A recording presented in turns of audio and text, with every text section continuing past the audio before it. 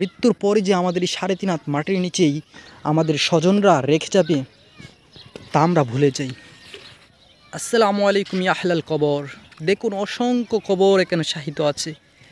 এক একজন কোটিপতি ছিল, এক একজন গরিব ছিল, কিন্তু আজ দেখে চিনা খুব দায় যে কে বড়লোক ছিল আর কে ধনী ছিল বা কে গরিব ছিল।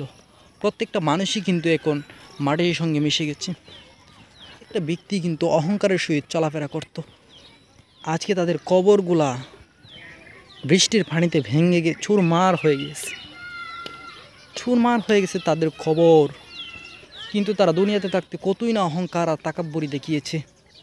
কোথায় গেল তাদের অহংকার আর তাকাব্বরি? কারো কবর কি চেনা যায় যে এই কবরটা ওনার, এই কবরটা ওই ব্যক্তির? দেখুন কবর ভেঙে কি অবস্থা হয়েছে।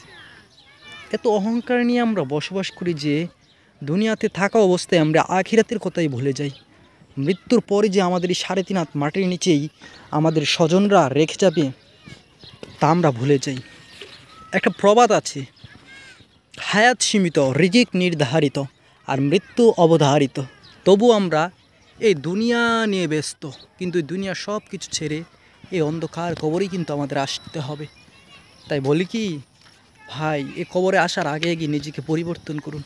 এ কবরে আসার আগে নিজেকে কবরের সামানটুকু নিয়ে আসার চেষ্টা করুন, রবের ক্ষমা নিয়ে আসার চেষ্টা করুন।